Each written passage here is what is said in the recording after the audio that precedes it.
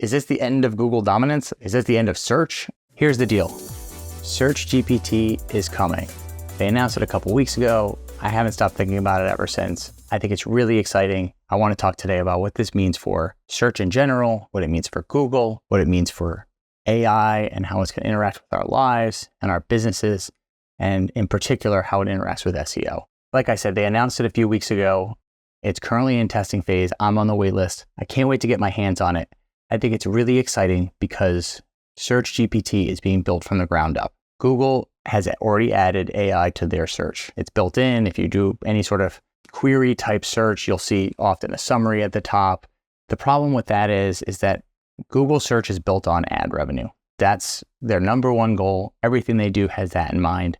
And so even though they've already added this, you have to ask the question, like, what is the ultimate goal for this AI integration for them? And that doesn't mean that ChatGPT and OpenAI aren't looking for ad revenue, maybe at some point, or looking for revenue in general. Right now, their revenue is coming in the way of subscriptions, and who knows where it'll go from there. But at the very least, when they're building the search engine, they don't have to answer to the 25 plus years of past, rules and protocols. And, they don't have to answer to all that Google has to answer to. And so to me, that means that they're going to have a better product. Hopefully, that means that Google will have a better product at some point. And so I'm really excited about it. I want to talk about it today.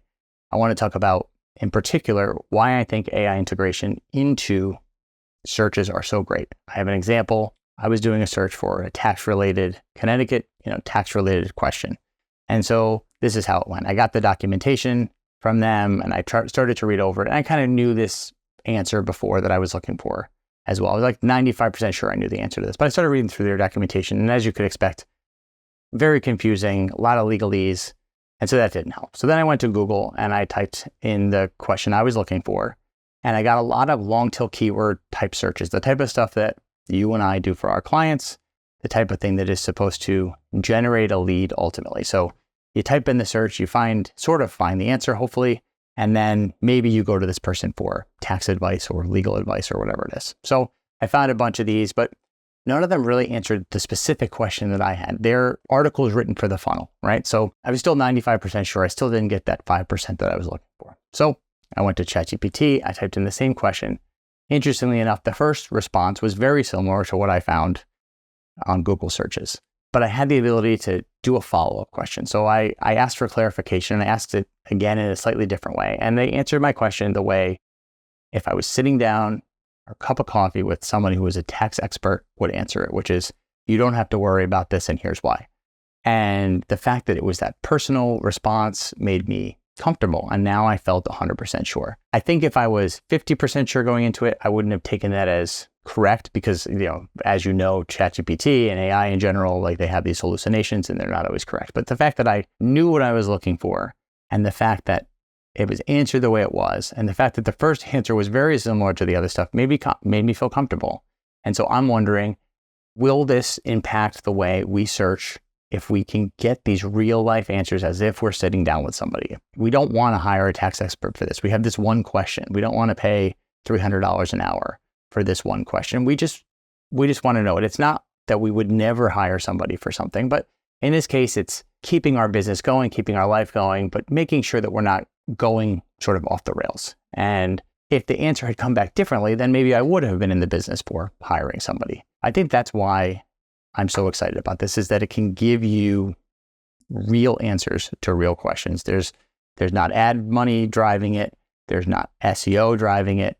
And the other nice thing to remember, and I don't know if you know this, is you can ask it to answer you in different formats or in sort of different understanding. So I think I said, answer this as if I'm in high school, I think, or if I'm in my early 20s or so. I can't remember how I worded it, but I didn't want the answer as if I was a tax expert because clearly I'm not a tax expert in this case. So what makes an AI search engine so exciting? Well, obviously it has AI built in. So that's it. So it's got the large language model built in. So it's got that understanding beyond an algorithm. That's it at its core, and that's it at the start.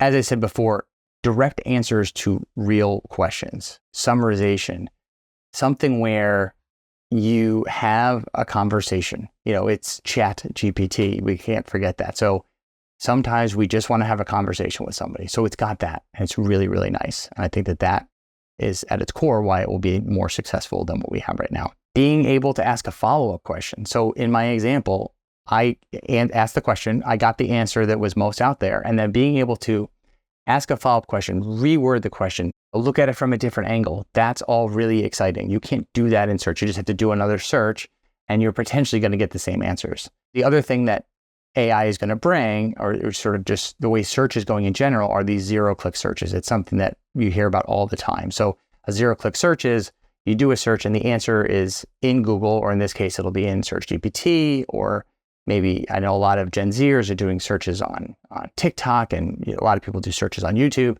So you get the answer immediately. You don't have to go into the content to find the answer. AI with these summaries and these quick answers, and I'm guessing there'll be sort of a hybrid of chat and search together.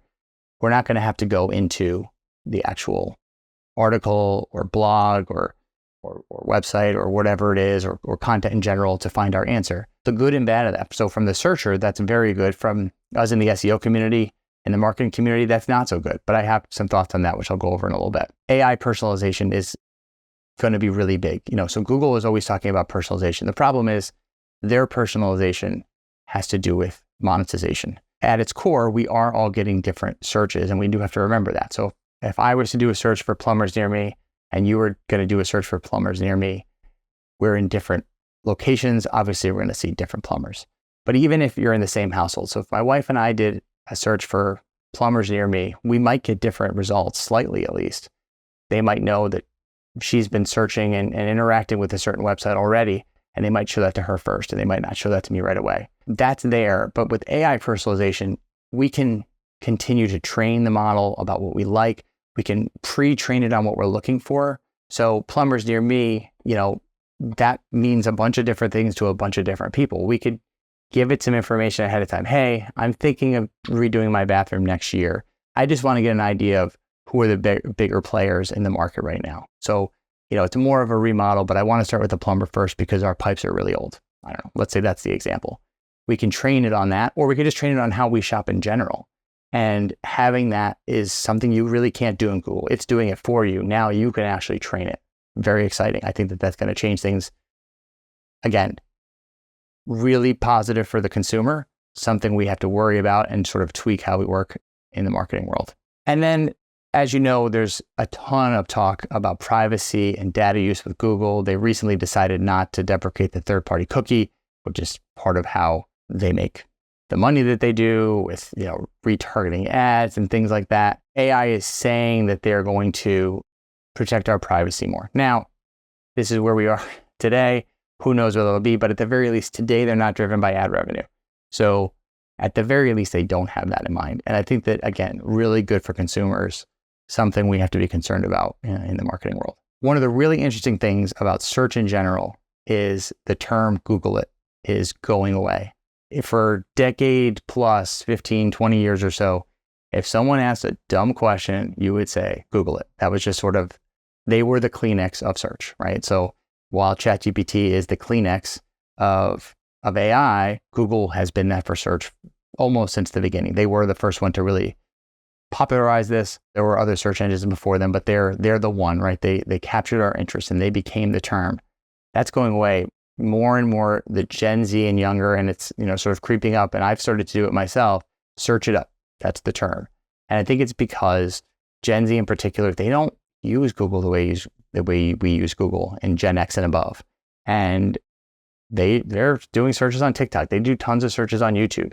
They are using AI more and more. The fact that the younger generations, the ones that are going to be getting more and more money and be more and more of a spending power, aren't going to Google, means that there's a real strong place here for Google to get disrupted. I don't think they ever go away, or they certainly don't go away soon, but I do think that the dominance of Google is about to get a big shakeup. And what we say as a society really impacts or is a response to what's happening in the real world. And the fact that Google it isn't even a preferred term for an entire generation shows that Google is losing some of that hold on us. And so I think it's really a strong time for OpenAI, SearchGPT to take over and really make an impact. The other thing to remember is Google is a behemoth. They are the big player. And so even a small change in consumer behavior has a massive ripple effect for them. Their empire can't take a loss of 5% because 5% is billions and billions of dollars. And so as we're seeing this, Perplexity is out there. They're the other sort of AI search engine, and SearchGPT coming to the market now. And the fact that, so Google they were sued, I think, back in 2020 by the Department of Justice for being a monopoly. There was just a ruling on that said that that'll be appealed. But it looks like that means that iOS devices will no longer default to Google as their search engine. I don't know what that means. Apple is now in a partnership coming out this fall for their AI integration with OpenAI as well. Who knows, maybe there's an Apple search engine in the future. At the very least, all of these little things are adding up to Google losing some of their dominance. And even a couple percentage points is going to be billions of dollars in lost revenue, which means that Google is going to have to change how they do things. And I think that if they're not careful, just slapping AI into their search is not going to be enough. They have to look for what we're looking for, answer our questions better. And also, don't forget about the marketers in this, because this is all for the consumers. But if marketers stop looking to Google first, that's always the first search engine that I care about, right? Sometimes for some of our clients, I don't care about any of them at all beyond Google because that's enough. But if we start caring about some of these other ones as much or close to as much as Google, then that sort of shift is going to continue. And I see Apple moving away from Google just in a lot of different ways right now. So yes, Google has been paying Apple billions of dollars a year to be the default search engine on iOS. It's been a good deal for both parties. Apple gets a bunch of money. Google retains that massive amount of search traffic, which helps them to sell ads. But that looks like that's going away. So Apple will probably, have smaller deals with all different types of search engines. They've already got a deal with OpenAI. Another thing that just sort of, and I've only heard about this a little bit, but Apple Maps is now available, on non-Safari browsers. Before it was Safari only. So now you can get it on Chrome, you can get it on Firefox. And that's showing that Apple is looking beyond Google. There are all these big players, these 4 or 5 big tech companies. And for a while, Apple and Google, aside from the phone itself, they coexisted. And now the fact that Apple is looking somewhere else shows that, maybe Google's going to take a step down in that. And let's not forget that Microsoft has a big ownership piece of OpenAI. And for a long time, they were part of the search world with Internet Explorer, and then that all fell apart with Chrome. But now they might be coming back into the play, which is very interesting. So are we going to see, we're already seeing an Apple-Microsoft partnership in a way, which is interesting. Bill Gates and Steve Jobs sort of partnering up on a project sort of after they're not involved shows that these tech companies, they're the 4 or 5 that are around, and some disappear and some come up, but they all, they intermingle. And we as consumers and we as businesses, we have to play by their rules, these big tech companies. Amazon is the other one that comes to mind. They're running the show. They're making deals. They're monopolies, yes or no. And it's our job to again, play by their rules and figure out the best path forward for our companies and for our personal lives. So I know I said I'd talk about long tail keywords and SEO. I don't think they're going away, but obviously they're changing. I found the answer to my question via ChatGPT. I did first go to Google and I did end up on some websites. But don't forget, I wasn't in the market for a tax professional or an accountant or a lawyer or whatever it would have been that I would have hired there. So is it okay that I'm not going to be going to those sites ultimately? Because I don't think we will. I think there'll be more zero-click searches. I think it's okay. And I think that while long-tail keywords won't go away and that sort of method for getting clients, I think they'll just have to be finessed. So it won't be answering the question. It'll be more about answering the question plus support. So here's the answer to your question, answering it very succinct, the type of thing that ChatGPT might reference or that one of these AI platforms might reference, and then listing the reasons why you might want to have a professional involved and maybe being honest in when you wouldn't. And so right now it's all about lots of keywords, getting someone on that site, trying to convert them. I think it becomes more of a situation where instead of trying to convert, it's more about education and it's more about support and it's more about conversation. So, hey, If you want to talk to me about this, give me a call. Or if you have some more follow-up questions, you can reach out to our firm. And so again, using AI, but bringing in a personal connection, because that's what we're all craving. That's what ChatGPT is going to allow us the time to do. We won't have to worry as much about creating all these blogs and articles and things like that to just potentially drive some traffic, because first of all, AI is going to create a lot of this content for us, or at least support the creation of that content, and it'll free up the time for us to actually communicate with the people that we want to work with. So do they go away? No. Do they change? Definitely. So I guess the real question is this the end of Google dominance? Is this the end of search? I don't think so in either case. I think Google continues to exist. I love Google. I'm a fan. There are things I don't like about Google. I obviously didn't like them when I couldn't find the answer to my question, but I'm a big fan of YouTube. This show goes on YouTube and I'm constantly consuming there. I use Google for not only my main search engine currently, but it's my email and, a bunch of other things. So I don't think Google goes anywhere.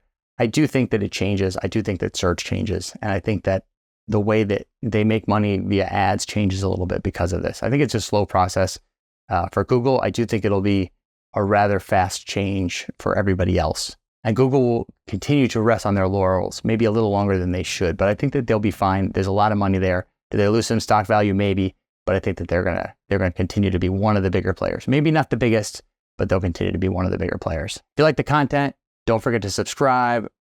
I know I haven't talked about AI a ton lately, but we'll continue to do that. We're always going to be talking about marketing.